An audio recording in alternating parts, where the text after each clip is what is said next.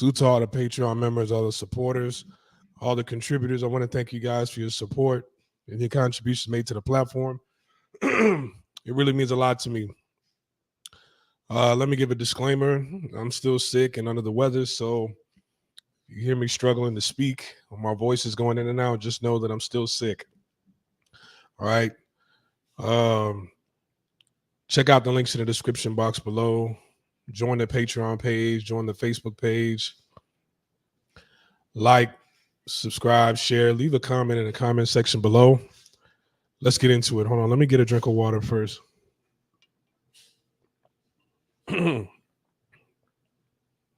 right. So this was the first article that I saw about this incident. Came out, what's today? Tuesday or Wednesday? Wednesday. It came out 5 days ago. And they said a large-scale investigation was underway, a search for this young lady right here.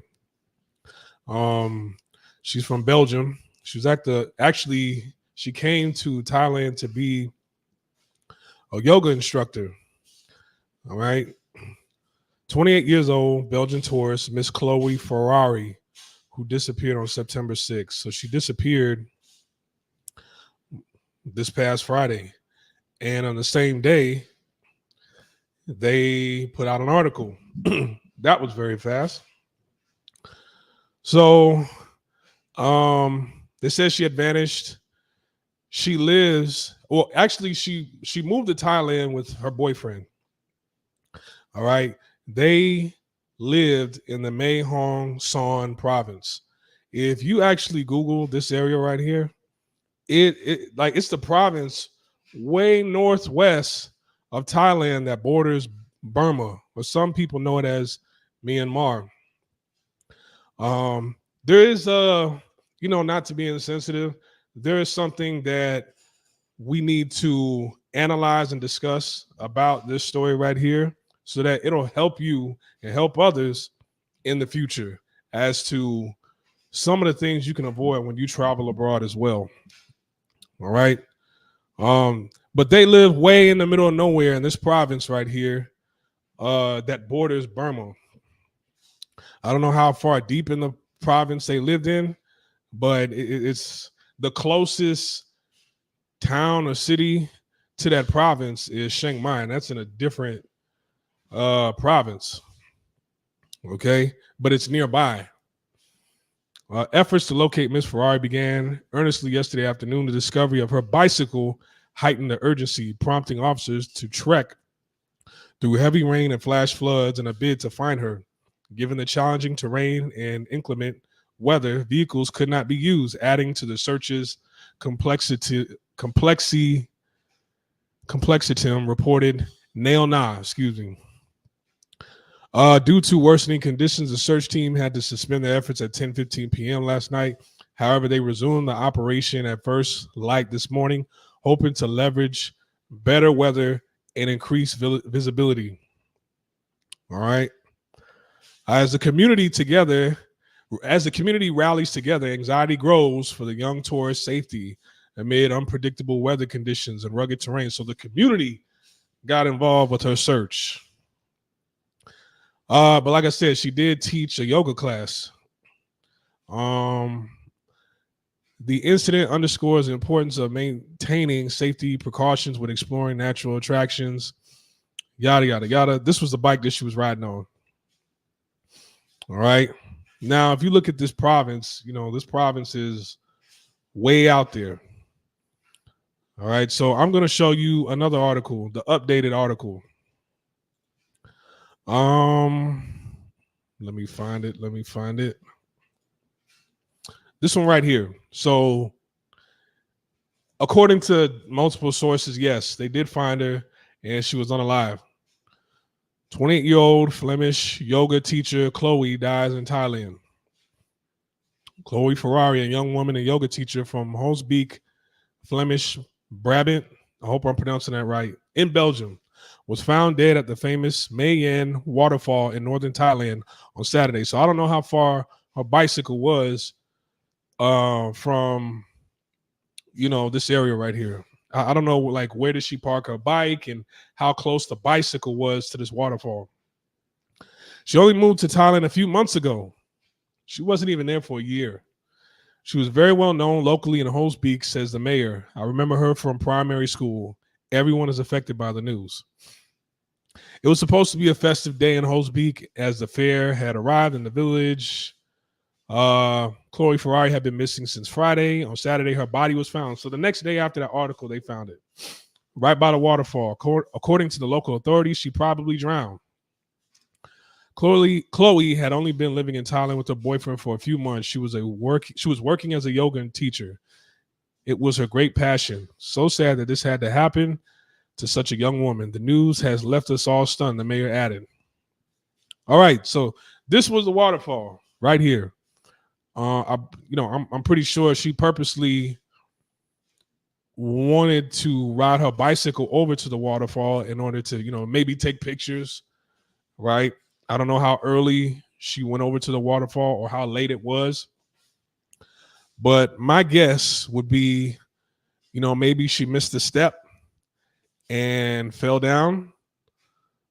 I'm not sure. Or maybe this water seems a bit shallow from here. I don't know. I could be wrong, but they didn't mention any injuries to the body, no blunt force or bruises. I guess the only people that would know would be her family, right? So let me go back to her photo. Okay, let me here we go. So what went wrong in this story right here? All right. Now, this advice right here is to everyone, but more specifically, my Caucasian listeners, right? My white listeners out there.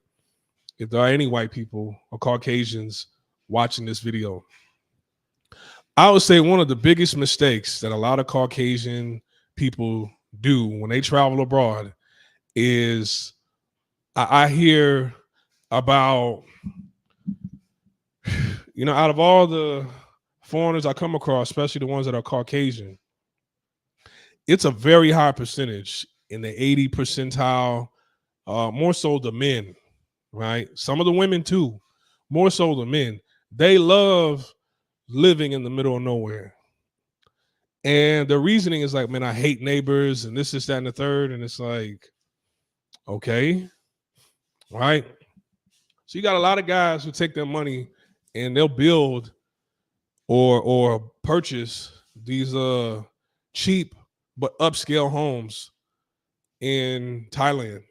I've seen some houses that are like 200,000, right, in Thailand, out in the countryside, and they're mansions. Excuse me, they're mansions, indoor pool, and you name it. 200,000. Even if they can't afford that kind of house, they can still afford something that is upscale and luxury, something real nice at a very cheap price out in the countryside. There's certain areas in the countryside where they hardly have anything that might be considered fly or upscale or modern, right? It's kind of tough because I used to be in Kankoi and I couldn't find anything over there. So it depends on where you're at.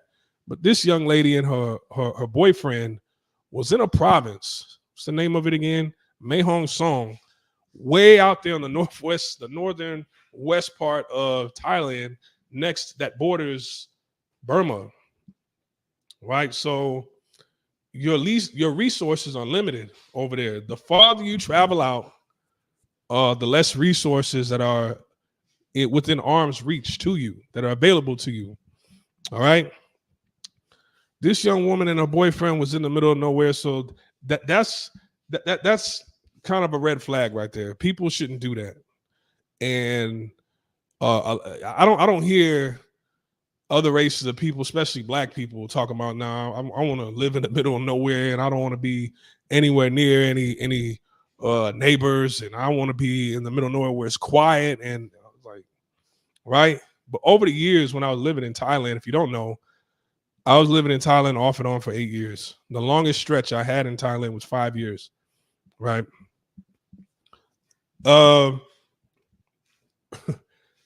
I would see this in the news all the time where um it'd be a Caucasian male with his Thai wife. They live in a home. They went overseas, right? They went back to his hometown, and then while they were gone, somebody broke into his home while they was gone and stole everything. The safe, their savings, everything. It's like how would they know where that was at, right? Or they come back and they throw a party, and everybody's either in the backyard or the front yard, and while they're in the front yard, somebody sneaks in the backyard and steals everything. Or they go into the backyard and they come in from the front yard and steal everything. But they know exactly what the combination is to the safe and where they're hiding their belongings and stuff like that, the gold, the money, everything. I've seen that many, many times, right? Um, I've seen guys, their motorcycles get stolen, the gold bars get stolen, you name it. And they're out in the middle of nowhere. And to even get a cop to come over to investigate the scene, it'll take a very long time. And you really have to know, you really have to speak Thai. All right. So living in the middle of nowhere, far away from a major city, away from important resources, that's a red flag right there. And the only people I really see doing that are Caucasian men and women who do that. All right. So try to stay as close to the city as you can. Another thing is, there wasn't enough details I was given, but I talked about this with like 2 streams before this. Whenever you travel with your significant other to another country, both of you guys need to follow each other as far as on the GPS. So you text each other. There's a setting that says allow this person to follow, your GPS in every move. Boom. Men, you need to do the same thing. Let me follow your GPS too, because if something happens to you, I want to know exactly where you're at if I don't hear from you. A lot of men think it's just a female thing, being insecure, and they kind of hide it with concern. Fellas, you need to do the same thing too, right? Especially if you're overseas in a foreign country where due process is not on the table for you as a foreigner. You need to be following your lady's GPS as well, because the one guy from the UK who went over to Death Island, who they couldn't find for about 36 hours. No, actually, it was a little bit less than 24 hours. They couldn't find him. They could have found him right away, right? They could have tracked his every step, and they probably could have made an arrest if there was foul play involved. This situation didn't really have to be a search. Even though they found her pretty quick, they could have found her right away. And maybe if let's say she did miss a step and fall and hurt herself, you could provide aid for somebody if, they're holding on. But the longer you search for somebody who really needs your help, who really needs aid, time is ticking, and every second, every minute counts. That's stripped away from their life. So you need to be following each other through the GPS whenever you travel together as a couple. A lot of brothers think, oh, okay, this is cute. It's kind of an insecurity from the women. Nah, it's for your safety. It's for both of y'all's safety. All right. I'm not saying there's anything wrong with going to a waterfall, but that seems like a waterfall that isn't manned. Okay. In Taiwan, hold on. Let me look it up. Waterfall. I've been to a waterfall in Taiwan. Okay. It's called the Shifin waterfall. Okay. Let me show you. I got videos and pictures and everything. I want to show you something. Open image, new tab. Ah, man, this is a small image. They have This might be a good size right here. Hold on. Nope. Nope. This might be a good one. Yes, this is a good one right here. So this is, Splash Rent-Free Guide 101 right here. Oh damn, what happened? Okay. Let me show you this. All right. I've been to this waterfall right here. This is east of Taipei.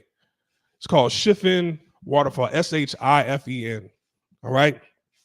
You see how there's like a platform, there's a guardrail.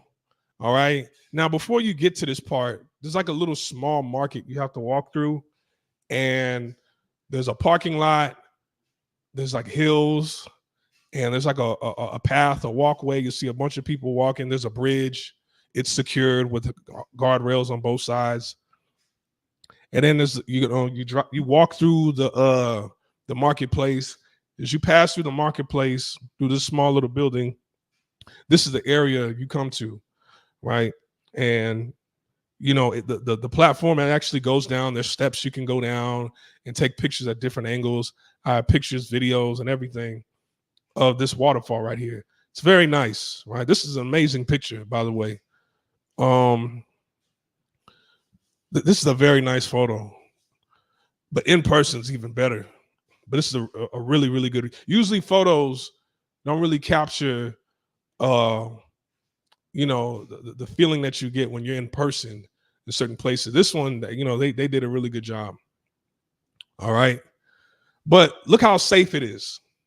You can't just ride your bike up on these rocks over here and park it somewhere and walk down. Right. Let's say there was a huge hill up top. You can't just park your bike up there and walk down to get a closer view here. No, you can't do that. It's impossible. It's gated off. Right. There's one way in, one way out. And that's the thing with Thailand. When you want to discover some of these places, when you want to discover nature's beauty, a lot of people take different missteps. Number one, I've never even heard of that waterfall that she went to, right? But I'm pretty sure it's on different websites as a tourist destination anyway. I've never even heard of that waterfall, but you can tell, like, if that was a very popular tourist attraction, if they wanted to make that waterfall a popular tourist attraction, they would build something like this, right, to keep people safe. Thailand, in many cases, they don't, especially out in the countryside, they don't do that. They don't think of that. They don't do that. And then, certain activities that other people like to do, it's like there's like negligence behind people losing their lives. Like, I remember there was this, what's that called? The cable line, the zip line. There was a guy who wanted to get on the zip line who was Canadian. He had to have been like 350 pounds, 400 pounds. He was a big guy. And the harness could only, it couldn't carry somebody that was over 300 pounds. And the inspection tag was expired. So you were supposed to change that harness out for a new one. This man, he got on a zip line and snapped. He fell to his death. And they paid out his family a million baht, which is like $26,000, 27,000 US dollars, right? But in Thailand, a million baht, that's like, that's like $1 million to them. You see what I'm saying? So if you want to join in on an activity and they don't have a setup like this to look at a waterfall, to gaze at a waterfall, don't get too close. Because it's very dangerous. Areas like this, they're slippery, they're dangerous. The dew and everything, the algae or whatever that grows on the rocks, it's probably slippery, and she might have fell down and that water hit her head on the way down. I don't know, right? Was there foul play? They didn't state that. They didn't specify that in the article. Did somebody take advantage of this woman and then throw her in the river? How far was her bike from that waterfall? Did she have her cell phone on her? Was her belongings missing? When they found her, Those are details that are very important. But to my conjecture, I can only say, hey, when you're traveling somewhere, Thailand is not a great place to enjoy nature's beauty. I'm just going to be real with you. It's not a very safe country to go to. Whether you're riding a motorbike, riding a bicycle, going on a zip line, going on roller coasters at a fair, right? Or gazing at a waterfall. It's. I remember one time they had a whole bunch of Chinese tourists take a boat ride, right, on a boat, and something happened with the boat where something malfunctioned, or it was a faulty boat. It flipped over, and a lot of people lost their lives on that boat. Let me look that up. Chinese people, tourists die on boats. I'm doing this with one hand. Thailand. 2 tour boats sank off Phuket on July 5th. This was in 2018, excuse me. Tourists from one boat were rescued while the sinking of the double-decker Phoenix left 47 Chinese tourists dead. Right, this was in Thailand. And, you know, Chinese citizens, they were outraged behind it. So, you know, I hate to say this, but I've seen too many incidents where people were going out to enjoy, you know, the beauty of Thailand on a boat, at a waterfall, on a roller coaster ride, a zip line, and something malfunctioned because that's criminal negligence. It's like, come on, y'all weren't even doing your job. How are all these faulty mechanics, right? How come they weren't how come they weren't inspected? How come they haven't been inspected and changed out in years, right? So, and I've always said, man, you got to watch your step when you go to these places in Thailand. Like you'll go to certain places, man, it's glass on the ground, electrical cable, phone lines on the ground, bamboo ladders on the ground, glass, you know, sharp objects. Like it's on top of that, there's snakes, monitor lizards, huge monitor lizards, right? Spiders, snails. When it rains, the snails come out. I'm talking about big Shaquille O'Neal sized snails come out when it rains in Thailand. You have to be careful. If there's not a guardrail like this, man, F that waterfall. All right. So I am going to drop the link. If anybody wants to hit the link and call in, you can. Like, subscribe, share this video. Check out the links in the description box below. I just uploaded a brand new Patreon video this morning. You know, it was, I think it's titled, "You Have to Unwelcome Single Mothers into the Dating Market," right? You must unwelcome single mothers to the dating market, and especially towards brothers. You'll have women that get excited, they're very cooperative. You know, they're just, you know, they're thirsty, you know, they're like, damn, like most of these women, you know, they don't talk this much, they don't look this good that's talking to me. Damn, like, you know, maybe there is hope. And then when you ask how many kids you got, it's like, oh, I got 2 kids. I just broke up with my dude. We've been together 15 years. Like, no, go back to your dude. No, work on that. Right? Work on that. Don't come to me. So that's what I talk about, a story that happened yesterday on the Patreon page. All right. Join the Facebook page. Link is in the description box below.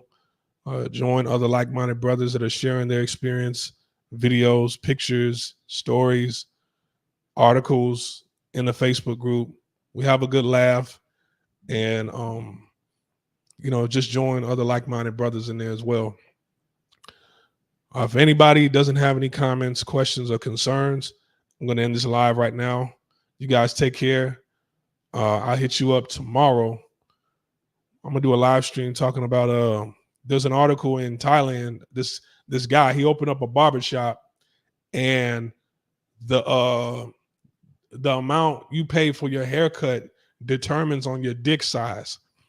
I'm not making this up. It's like 40 baht if you have a micro penis, 60 baht if you have a small penis, 80 baht if you have a medium sized penis, 100 baht if you have a big penis. And if you holding, like if you swinging down to your ankles, it's like 150 baht for a haircut at this one dude's barbershop. That sounds like jealous penis envy right there. So I'm either going to talk about that later on today or tomorrow. But you guys stay safe, be careful, and talk to you guys later. Peace.